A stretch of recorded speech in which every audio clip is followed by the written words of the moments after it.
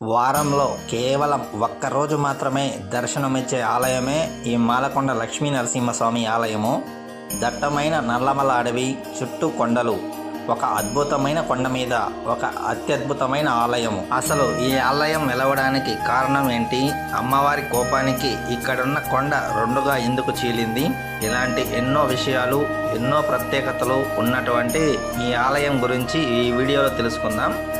అంతకంటే ముందుగా ఈ వీడియోని తప్పకుండా లైక్ చేయండి. శనివారం అయ్యేసరికి భక్తులు చాలా మంది వచ్చారు. కొండపైన మొదటిగా ఒక ఆర్చ్ అయితే వస్తుంది. ఆ ఆర్చ్ నుండి కొంచెం ముందుకు వెళితే లెఫ్ట్ సైడ్లో కళ్యాణకట్ట, అన్నప్రసాద భవనం ఉంటాయి. అలా నేరుగా వస్తే పొంగళ్ళు పెట్టే ప్రదేశం ఉంటుంది.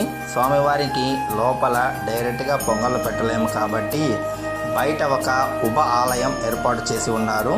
అక్కడైతే నైవేద్యం సమర్పించుకోవచ్చు. ఇక్కడ నుండి స్వామివారి ఆలయానికి వెళ్ళడానికి 2 లైన్లు అయితే కనపడుతున్నాయి. ఒకటి ఫ్రీ దర్శనము, ఒకటి 100 రూపాయల దర్శనం ఉంటుంది. మనం చూస్తున్నదైతే ఫ్రీ దర్శనము. మేము వెళ్ళేసరికి మధ్యాహ్నం అయింది. జనాలు కొంచెం తక్కువగానే ఉన్నారు దర్శనానికి.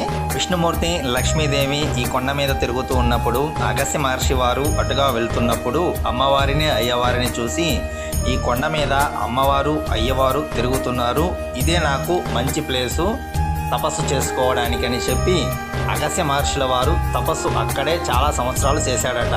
అలా తపస్సు చేసుకుంటూ ఉన్నప్పుడు ఒక జ్వాలా రూపంలో ఒక రూపం కనిపించిందట. అప్పుడు అగస్త్య మహర్షుల వారు, స్వామి మీరు ఇక్కడే జ్వాలా రూపంలో కొలువై ఉండండి, వారానికి ఒక్కరోజు మానవులకు దర్శనమిస్తూ మిగతా రోజులు మునులకు, ఋషులకు, దేవతలకు దర్శనం కలిగేలా అనుమతించండి కోరిక కోరడంతో అప్పుడు ఆ విష్ణుదేవుడు సరే అని ఒప్పుకోవడం వలన జ్వాలా నరసింహుడుగా ఇక్కడ వారానికి ఒక్కరోజు మానవులకు, మిగతా రోజు దేవతలకు దర్శనం కలుగుతుంది. స్వామివారి గర్భాలయం గుహలో అయితే ఉంటుంది. ఈ గుహ అనేది ఒకే కొండతోటి ఏర్పడినది. ఈ ఆలయము స్వామి దర్శనం అనంతరం శివుని ఆలయం కూడా దర్శించుకోవచ్చు. పూర్వం శ్రీ మహావిష్ణువు పాలసముద్రంలో లక్ష్మీదేవితో కొలువు తీరి ఉండి లక్ష్మీదేవిని ఒక కోరిక కోరుకోమని అడుగుతాడు. అప్పుడు లక్ష్మీదేవి శ్రీ మహావిష్ణువును, భూలోకంలో జనులు చాలా పుణ్యక్షేత్రాలు తిరిగి తన పాపాలను పోగొట్టుకుంటూ మోక్ష మార్గాల కోసం ప్రయత్నిస్తూ ఉన్నారు. అలాంటి వారు దూర ప్రాంతంలో ఉన్న పుణ్యక్షేత్రాలను చూడలేకపోతున్నారు. అందువలన వారి యందు దయ ఉంచి ఏదైనా ఒక మంచి పుణ్యక్షేత్రాన్ని భూలోకంలో నిర్మించండి, మనం అక్కడ మన అంశతో వెలుద్దామని కోరుతుంది. లక్ష్మీదేవి కోరిక ప్రకారం శ్రీ మహావిష్ణువు తన మెడలో ఉన్న వనమాలను ఆదేశిస్తాడట. మేము కొలువు తీరడానికి ఒక స్థలాన్ని, ఒక పర్వతాన్ని ఏర్పాటు చేయి అని చెప్పడంతో ఆ వనమాల అప్పుడు ఆ విష్ణుదేవుని భక్తురాలట. వనమాల ఎవరో ఎందుకు, అమ్మవారు, అయ్యవారు నా మీదే నడవాలని చెప్పి వనమాలే ఇక్కడ ఒక పర్వతంలాగా ఏర్పడిందని కథలు చాలా ప్రఖ్యాతలో ఉన్నాయి. అందుకే మనకు కొండ మీద ఎక్కడ చూసినా కూడా వనమాల రూపంలో పర్వతాలు ఎన్నో కనపడతాయి. ఈ వనమాల పేరు మీదగానే ఈ క్షేత్రానికి మాలకొండ అని పేరు వచ్చిందని చెప్తారు. ఇక్కడ ఇంకొక డౌట్ కూడా రావచ్చండి. విష్ణుదేవుడు, లక్ష్మీదేవి ఇక్కడ కొండ మీద తిరుగుతున్నప్పుడు లక్ష్మీ నరసింహస్వామి ఎలా వెలిశారని చెప్పి అది కూడా ఒక కథ ప్రాచుర్యంలో ఉంది.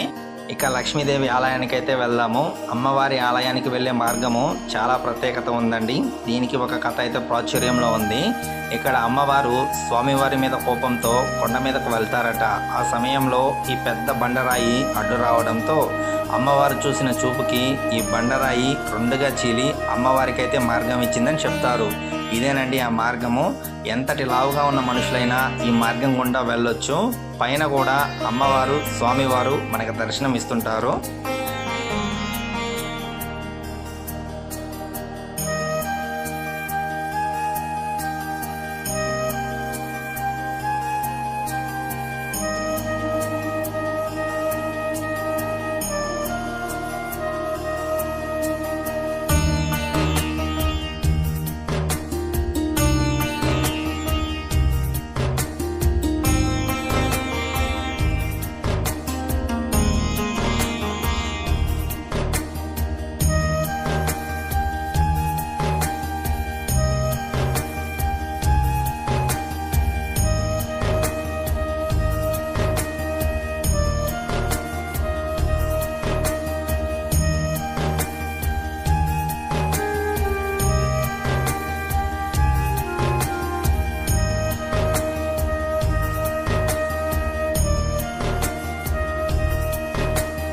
అమ్మవారి దర్శనానికి అనంతరం వీరభద్రస్వామి కూడా ఈ గుహలో కొలువై ఉన్నారు.